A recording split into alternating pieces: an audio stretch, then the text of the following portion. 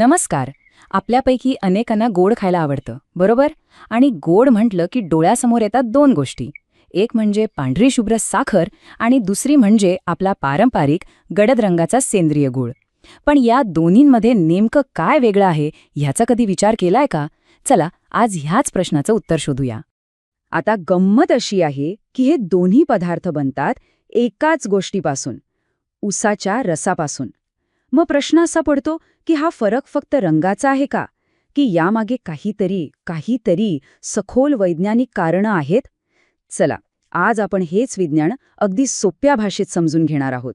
एक गोष्ट मात्र नक्की, आज आपण कोण काय म्हणतं किंवा ऐकीव गोष्टींवर अवलंबून नाही राहणार. नाही, आपण थेट बोलणार आहोत वैज्ञानिक तथ्यांच्या आधारावर. म्हणजे फॅक्ट्स काय सांगतात तेच पाहणार आहोत. चला तर मग सुरुवात करूया अगदी मुळापासून. म्हणजे हे दोन्ही पदार्थ नक्की बनतात कसे आणि त्यांच्या बनण्याच्या प्रक्रियेमुळे त्यांच्या पोषण मूल्यांमध्ये नेमका काय फरक पडतो हे पाहूया. सगळ्यात आधी बघूया साखरेची गोष्ट. साखर बनवताना उसाच्या रसाला अक्षरशः रासायनिक प्रक्रियेतून जावं लागतं.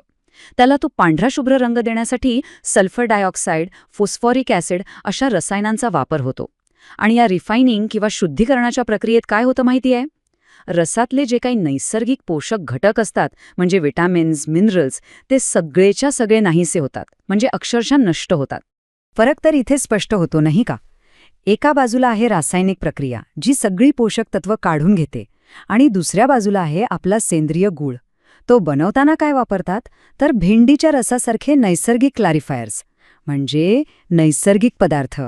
आणि यामुळेच गुळातली जे नैसर्गिक पोषक घटक आहेत ते टिकून राहतात. किती मोठा फरक आहे बघा. आता जरा आकडेवारीवर नजर टाकूया, कारण आकडे खोटं बोलत नाहीत. 100 ग्रॅम साखर घेतली तर त्यात विटॅमिन्स 0, आयर्न 0, मॅग्नेशियम, पोटॅशियम सगळं 0, काहीच नाहीये. आणि आता 100 ग्रॅम सेंद्रिय गूळ बघा, त्यात तुम्हाला भरपूर प्रमाणात आयर्न मिळेल, मॅग्नेशियम मिळेल, पोटॅशियमही मिळेल. म्हणजे हा फरक साधासुद्धा नाहीये, हा खूप खूप मोठा आणि महत्वाचा फरक आहे. ओके, पुढच्या मुद्द्यावर जाण्याआधी एक छोटी पण महत्वाची गोष्ट समजून घेऊ. ती म्हणजे ग्लायसेमिक इंडेक्स किंवा GI. आता हे काय आहे? अगदी सोपं आहे. आपण जेव्हा एखादा पदार्थ खातो तेव्हा आपल्या रक्तातील साखरेची पातळी किती वेगाने वाढते हे मोजण्याचे एक माप आहे, बस. तर मग याचा संबंध साखर आणि गुळाशी कसा? तर बघा, साखरेचा ग्लायसेमिक इंडेक्स आहे 65 पेक्षा जास्त, म्हणजे खूपच जास्त. याचा अर्थ काय की साखर खाल्ल्यावर रक्तातली शुगर एकदम वेगाने वाढते आणि मग तितक्याच वेगाने खाली पण येते. यालाच आपण शुगर क्रॅश म्हणतो. याउलट सेंद्रिय गुळाचा GI कमी आहे, त्यामुळे तो रक्तात हळूहळू मिसळतो आणि शरीराला एक स्थिर, दिवसभर टिकणारी ऊर्जा पुरवतो. म्हणजे ऊर्जेचा स्फोट नाही, तर सातत्यपूर्ण इंधन. ठीक आहे, आत्तापर्यंत आपण बनवण्याची प्रक्रिया आणि पोषण मूल्य पाहिली. पण या सगळ्या वैज्ञानिक फरकांचा आपल्या आरोग्यावर नेमका काय परिणाम होतो? चला तर ते बघूया. गुळातले पोषक घटक आपल्या शरीरासाठी किती फायदेशीर आहेत हे बघा. त्यात जे आयर्न म्हणजे लोह आहे ते आपल्या रक्तासाठी, ॲनिमिया टाळण्यासाठी खूप गरजेचं आहे. मॅग्नेशियम ते आपल्या नर्वस सिस्टमसाठी म्हणजे मज्जासंस्थेसाठी महत्त्वाचं आहे. पोटॅशियममुळे ब्लड प्रेशर आणि हृदयाचं आरोग्य चांगलं राहतं. आणि इतकंच नाही तर गूळ पचनशक्ती सुधारायलाही मदत करतो. ही खरंच खूप इंटरेस्टिंग आहे. गुळातले जे मिनरल्स आहेत ना, ते आपल्या पचनसंस्थेतल्या एन्झाईम्सना सक्रिय करतात. आणि यामुळे काय होतं तर जेवणानंतर होणारी ॲसिडिटी कमी होते आणि पचन सोपं होतं.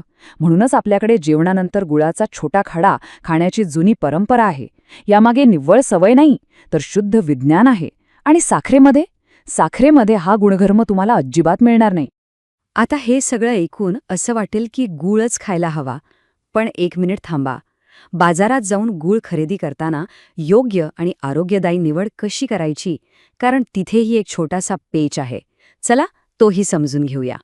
आणि हा प्रश्न खूप महत्वाचा आहे की बाजारात मिळणारा प्रत्येक गूळ शुद्ध असतो का? याचं उत्तर आहे नाही. दुर्दैवाने बाजारातल्या प्रत्येक गुळावर आपण डोळे झाकून विश्वास ठेवू शकत नाही. अनेकदा आपण बाजारात तो पिवळा धमक, आकर्षक दिसणारा गूळ बघतो, बरोबर? पण तो पिवळा रंग अनेकदा सोडियम हायड्रोसल्फाईड नावाच्या केमिकलमुळे आलेला असतो. आणि या केमिकलमुळे पोटाचे विकार होऊ शकतात.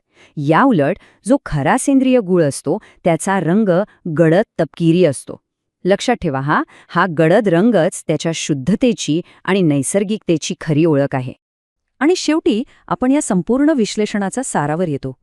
एका वाक्यात सांगायचं तर साखर म्हणजे फक्त एम्प्टी कॅलरीज, म्हणजे शरीराला काहीही पोषण न देणाऱ्या कॅलरीज.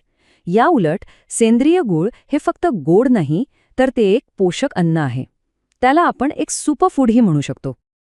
तर मग आता निवड अगदी स्पष्ट आहे नाही का? विचार करा की आपल्या शरीराला फक्त रिकाम्या कॅलरीजचे इंधन द्यायचंय की पोषक तत्वांनी परिपूर्ण असलेलं एक आरोग्यदायी सुपरफूडचं इंधन. हा निर्णय आता प्रत्येकाने स्वतः घ्यायचा आहे. यावर नक्कीच विचार करायला हवा.